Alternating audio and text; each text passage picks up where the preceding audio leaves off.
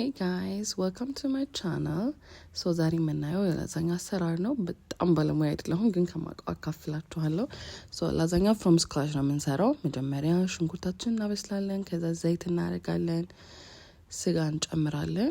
ያው የሚበቃችሁን ያህል እናንተ ታውቃላችሁ፣ እየመጠናችሁ አድርጉበት። ከዛ ስጋውና ሽንኩርቱን በደንብ ከጠበሳችሁ በኋላ ቲማቲም ታደርጉበታላችሁ።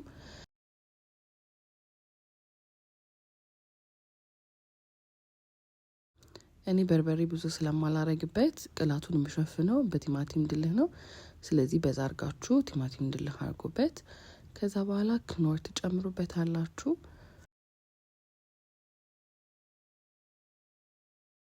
ከዛ ቆንዶ በርበሬ ታረጋላችሁ።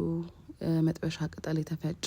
ከዛ በኋላ በርበሬ አንድ ሾርባ ማንኪያ ብቻ ነው ያደረኩበት። ትንሽ ከቆየ በጣም የማቃጠል ስሜት ይኖረዋል። ከዛ በኋላ ጨው ታረጋላችሁ። ላዛኛችሁ በደንብ እንዲበስል ከፈለጋችሁና እንዳይደርቅ የምትፈልጉ ከሆነ የሰራችሁት ስጎ ትንሽ ላላ ማለት አለበት በውሃ። ስጎውን ሰርቼ ካስተካከልኩ በኋላ ቂጣውን ወደ መስራት ነው የሄድኩት። የተጠቀምኩት 2 ብርጭቆ ከግማሽ ፉርኖ ዱቄት ነው። ፉርኖ ዱቄታችሁ ምናልባት ቆሻሻ ምናምን ነገር ካለው እንደዚህ በወንፊት መውጣታችሁን እንዳትረሱ። ከዛ መሀሉን ከፈት ታረጋላችሁ። 4 እንቁላል ነው የጨመርኩበት እኔ፣ ግን እናንተ የምትፈልጉ ከሆነ ከዛም በላይ መጨመር ትችላላችሁ።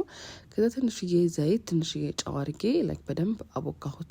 ዱቄት እየጨመራችሁ እሽት አድርጉት በደንብ። ከዛ ላስቲክ ካላችሁ በላስቲክ ጠቅልሉት፣ ከሌላችሁ ደግሞ እንደዚህ አይነት እቃሚ ይሆናል። ሰው በእንደሱ አይነት እቃ ውስጥ ከቱትና ሌላውን ስራ እስክትሰሩ ድረስ ይቀመጣል ማለት ነው።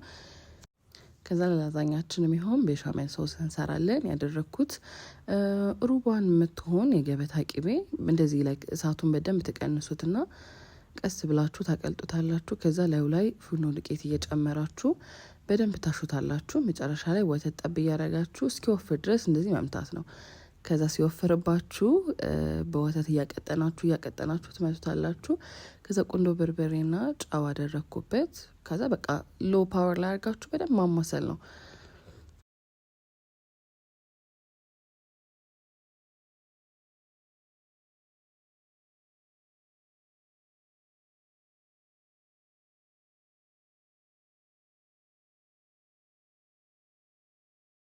ትንሽ እንዲወፍርልኝ እኔ ቺዝ አድርጌበታለሁ። አለመጨመርን ትችላላችሁ፣ ግን ብትጨምሩት ሞር ላይክ ይጣፍጥላችኋል።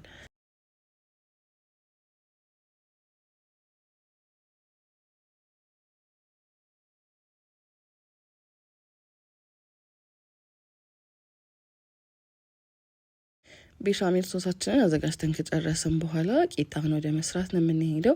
ያስቀመጣችሁትን ሊጥ ታወጡትና ፉርኖ ዱቄት ንስንስ እያረጋችሁ ላዩ ላይ በደንብ እየዳመጣችሁ በምትፈልጉት ላይክ ቲክነስ ታሹታላችሁ። በምትፈልጉት ቅርጽ ታስተካክሉታላችሁ ማለት ነው። እንዳይበዛባችሁ እንደዚህ የቆራረጣችሁ በትንሹ ማድረግ ትችላላችሁ። እውነት ለመናገር ይሄ ፓርት በጣም ከባድ ነበር። በጣም አሰልቺ ነው። ኢት ቴክስ ሚ በጣም ብዙ ሰዓት ማለት ነው ለማስተካከል። የመጀመሪያ ጊዜ ስለሆነ ስሰራው ማለት ነው እና በጣም ከብዶ የነበረ።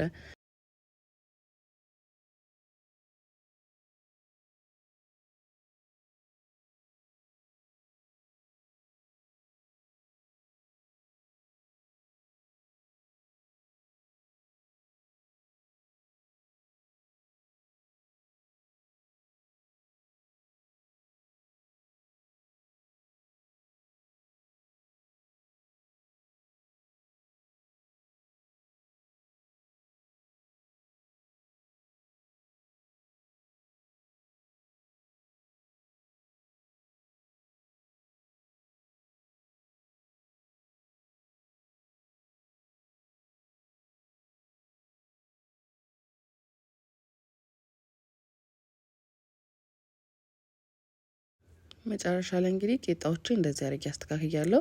እርስ በርሳቸው እንዳይጣበቅባችሁ ምንድነው እንዳምጣችሁ ከጨረሳችሁ በኋላ በደንብ ፉርኖ ዱቄት ቀቡ። ፋይናሊ ላዛኛችንን ኦቨን ውስጥ የምንከትበት ሰዓት ደርሷል። ከስር ቤሻሜል ሶስና ስጎ አደርግበታለሁ እንዳያጣብቀው ቂጣውን ድርቅ እንዳያደርገው ማለት ነው። ከዛ ቂጣዬን አረጋለሁኝ። ከዛ ቤሻሜል ሶስ አረጋለሁ። ከዛ ስጎ አረጋለሁ። ከዛ ላይ ብላይ ቺዝ እያደረግ በቃ ይሄንን ስቴፕ እየተከተላችሁ መደርደር ነው የምትፈልጉትን ያህል።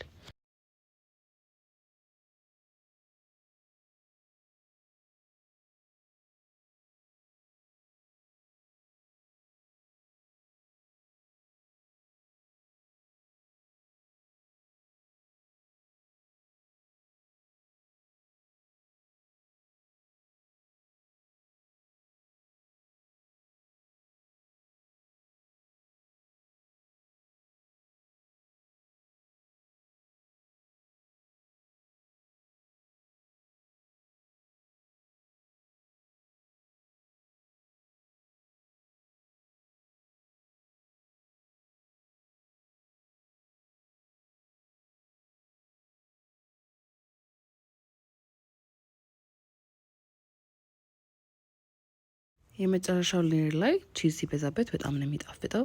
ሶኒ ያለን ቺዝ ስላልበቃኝ ላይ ሞዞሬላ ቺዝ እየፈጨሁበት ነው። እናንተም ከላይ በዛ ያለ ቺዝ ማድረግ ትችላላችሁ። ደርድረን ከጨረስን በኋላ እንግዲህ ይህንን ይመስላል። ዳርዳሩ እንዳይዝባችሁ በደንብ ጽድት አድርጉት።